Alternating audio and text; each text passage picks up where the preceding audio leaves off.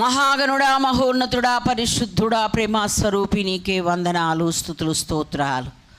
మా మంచి కాపరి, నీకు వందనాలు. పదే పదే నీ పాదాల చెంతకొచ్చి ప్రార్థించుటకు అర్థించుటకు దీనులమైన మాకిచ్చిన భాగ్యం కొరకు స్తోత్రాలు. మమ్మను ప్రేమించి మా ఆయుష్ను పొడిగించి మాకిచ్చిన మరి ఒక పునరుద్ధాన దినమును బట్టి నీకు వందనాలు స్వామి.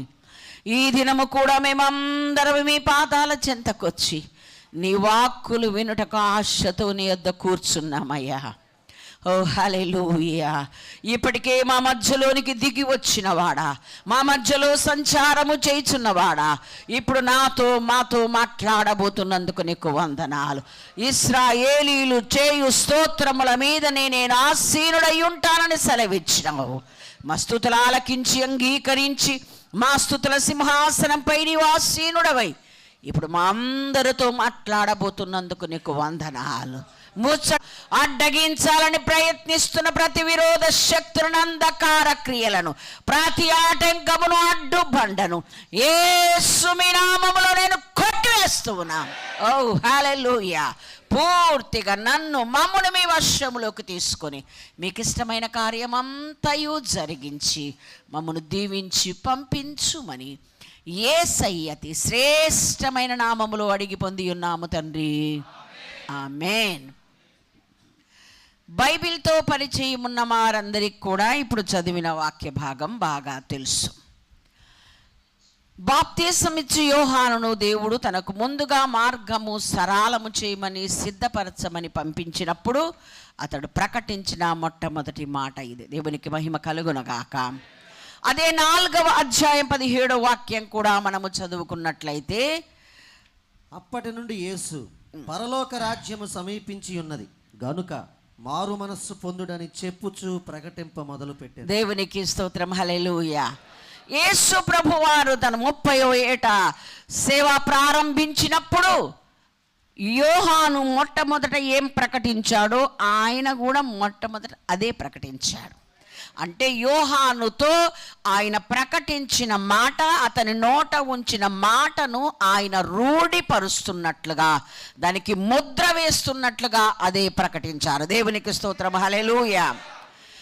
ఏంటి అది అనంటే, పరలోక రాజ్యము సమీపించింది కనుక మీరందరూ మారు మనస్సు పొందండి అన్నాడు. దేవునికి స్తోత్రం. హల్లెలూయా, హల్లెలూయా. మనకెందుకు ఇప్పుడు ఈ వాక్యం ప్రకటించబడుతుంది?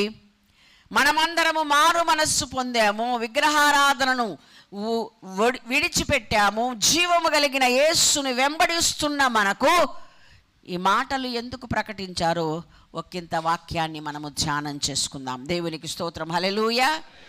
మీరు వాక్యమును గమనించినట్లయితే ప్రకటన గ్రంథము చివరి లేఖల్లో కూడా 7 సంఘములో కూడా ప్రతి లేఖను అదే మాటతో దేవుడు హెచ్చరించినట్లుగా బైబిల్ చదివే వాళ్ళకు తెలుస్తుంది, మూసిపెట్టే వాళ్ళకు తెలియదు. దేవునికి మహిమ కలుగునగాక. హల్లెలూయా. ఏందో మీరు చెప్పినప్పుడు మేము చూస్తామండి, బైబిల్ చూడకుండా ఏమి ఉండవు, తర్వాత చూడమండి అంతే. అలా ఉంటే కనుక నష్టపోతారు.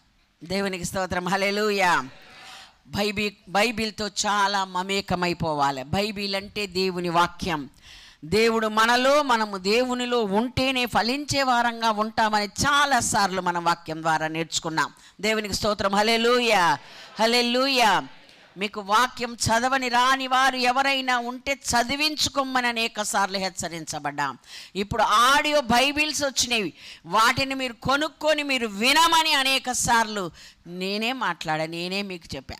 కాబట్టి ఇప్పటికి ఇంకా పని చేయకుంటే సమయం తక్కువగా ఉంది కనుక దేవుని రాజ్యము సమీపమైంది కనుక మనం ఆ విషయంలో మారు మనసు పొందుదుముగాక. ఆమేన్. హల్లెలూయా. ఈ మారు మనస్సు అనేది ఒక చెప్పి వదిలేస్తున్నారా, లేకపోతే ఇది ఏమైనా దేవుని ఖండితమైన ఆజ్ఞాశాసనమా? చదువుకుందాం. అపోస్తల కార్యం 17వ అధ్యాయం 30వ వచనం. ఆ అజ్ఞాన కాలములను దేవుడు చూచి చూడనట్టుగా ఉండెను.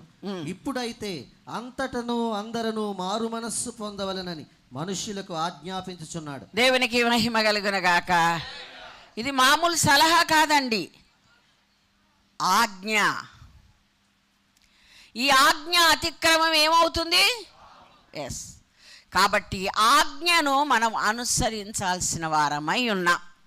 నీకు ఇష్టమున్నా లేకున్నా ఆజ్ఞను విని తీరాలి. లేకుంటే వింటే నీకు మేలవుతుంది, వినకపోతే పాపం అవుతుంది కదా.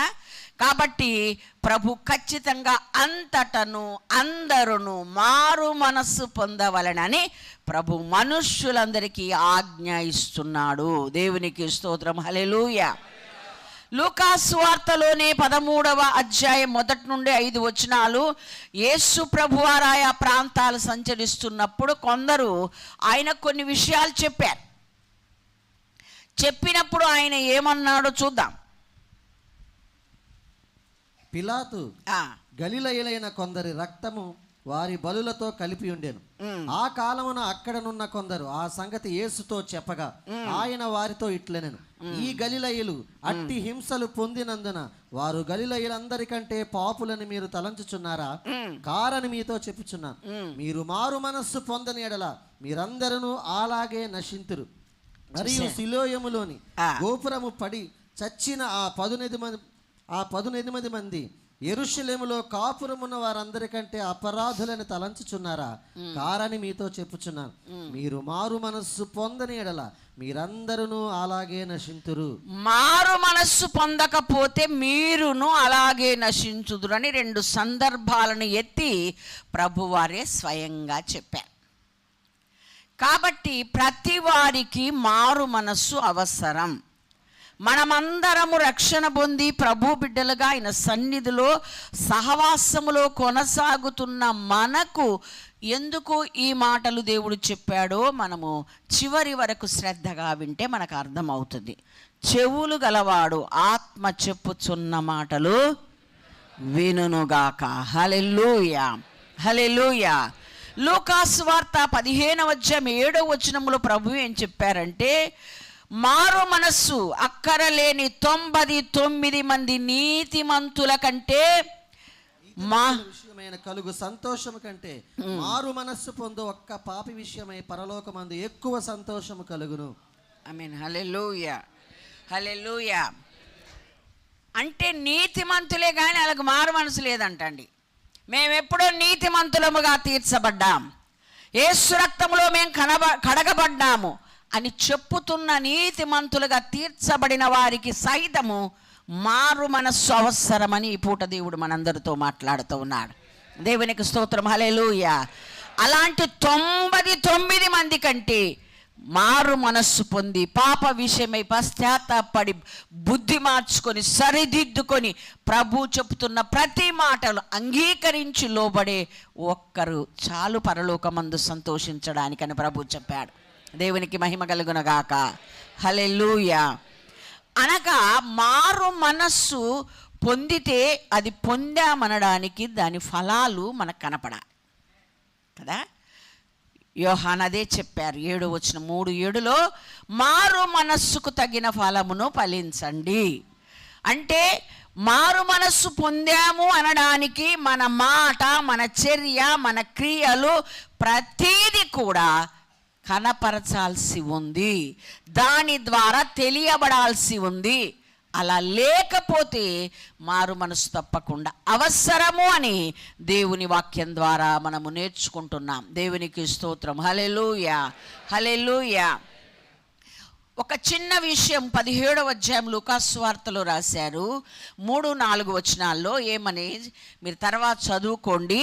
ఒక సహోదరుని విషయములో ఏదైనా తప్పు చేస్తే ఆ సహోదరుడు ఎవరి విషయంలో తప్పు జరిగిందో అతని వైపు తిరిగి నేను మారు మనసు పొందానంటే క్షమించేయమన్నాడు.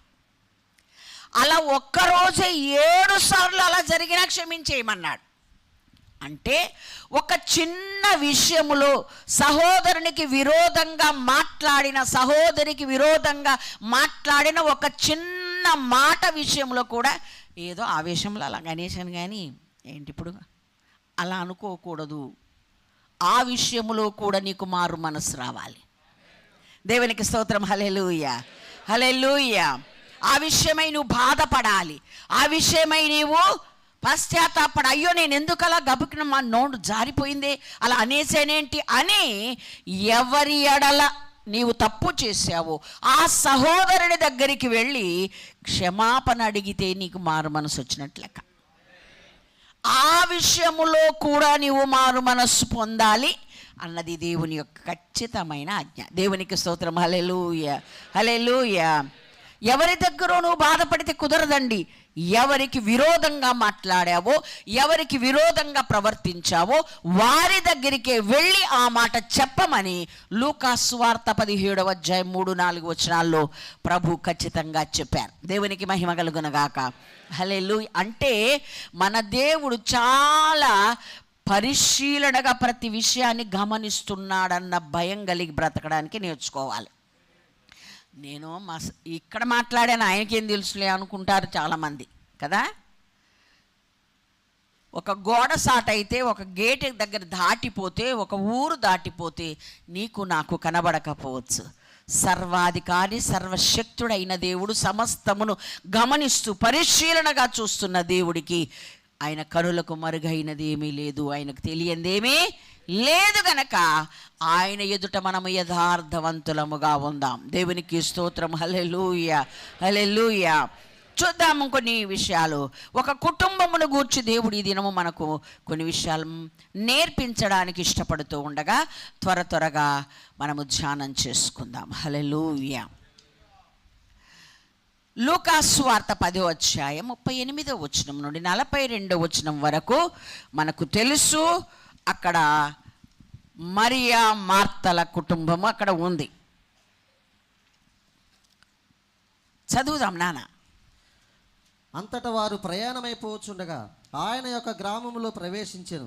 మార్త అను ఒక స్త్రీ ఆయనను తన ఇంట చేర్చుకుని. చాలండి, 42 వరకు మీరు తర్వాత చదువుకుంటే చేర్చుకున్న ఈ మార్తమ్మేమో ఆయనకి ఏదో ఒకటి వండి పెడదామని వంటగదిలోకి వెళ్ళినట్లుగా, ఈ మరియమ్మేమో ఆయన వచ్చాడు కదా, ఇంకా ఈ చక్కని అవకాశం నన్నే వెతుక్కుంటూ మమ్ముల్నే వెతుక్కుంటూ మా ఇంటికి ఆయన వచ్చాడు, ఈ సమయాన్ని జార విడుచుకోకూడదు అని చెప్పేసి ఆయన పాదాల దగ్గర కూర్చొని వాక్యం శ్రద్ధగా వింటూ ఉంది కదండి. మనకు తెలుసు చాలామంది దైవజనులు ఎన్నోసార్లు ఈ మాటలు చెప్పారు. మరి ఒకసారి ఇందులోని సత్యములు దేవుడు మనకు నేర్పించడానికి ఇష్టపడుతూ ఉన్నాడు. దేవునికి స్తోత్రం. హల్లెలూయా, హల్లెలూయా. ఆమె ఒకసారి ఏదో చాయ్ పెడుతుందో, స్నాక్స్ చేస్తుందో ఏదో కానీ గబుకుని బయటకు వచ్చేసి, బోధకుడా నేను ఎంత పనితో ఎంతగా కంగారు పడుతుంటే మా అక్కేం హాయి కూర్చుంది కదా, నీకేమనిపించట్లేదా, నీకు చింత లేదా అని మాట్లాడింది కదండి. ప్రభువారు ఏమన్నారు? మార్తా మార్తా, నీవు అనేక విషయాల్లో తొందరపడి ఉన్నావు, కానీ ఉత్తమమైనది ఒకటే, అది మరియ ఏర్పాటు చేసుకుంది, అది ఆమె యొద్ద నుండి తీసివేయబడదు అని చెప్పాడు. అంటే ఒక ఇంటిలో ఉన్నవారే, ఇద్దరు అక్క చెల్లెళ్ళే, సహోదరులే, వీళ్ళ యొక్క విధానములో తేడా ఉన్నట్లుగా మనకు అర్థమైంది ఇక్కడ. అవునా కాదా? ఆమెమో దేవుడికి ఏదో చేయాలని అనుకుంది, కానీ చేర్చుకున్నది ఆమె, కూర్చోబెట్టింది ఆమె, చేరేసింది ఆమె, అంత చేసింది. కానీ ఆయనతో ఎలా మాట్లాడాలో, ఆయన దగ్గర ఎలా మాట్లాడాలో, ఎలా ప్రవర్తించాలో, అసలు ఏది ఉత్తమమో, ఆయన వస్తే చాలామంది అంతే ఇంట్లోకి పిలిచి కూర్చోబెట్టి వీళ్ళ అడ్రస్ లేకుండా పోతారు ఎక్కడికో. చాలామంది అంతే, మీకోసమేనండి మేము వంటగదిలోకి వెళ్ళామంటారు. అసలు మీతో మాట్లాడడానికి మేము వచ్చాం, మీ వంటగదిలో దూరేదో చేయడానికి కాదు. అంతటి యేసు ప్రభుని ఈ మార్తమ్మ అలా కూసబెట్టింది, వెళ్ళిపోయింది కదా. ప్రభువారు అన్నారు, ఉత్తమమైనది ఒకటే, అది ఆమె ఏర్పరచుకుంది, ఆమె యొద్ద నుండి తీయం. నువ్వు అనేకమైన సంగతుల గురించి విచారపడుచున్నావు అని చెప్పాడు. అంటే ఇక్కడ ఎవరైనా అతిథులు వస్తే ఏదైనా చెయ్యడము తప్పు కాదు, ఓకే.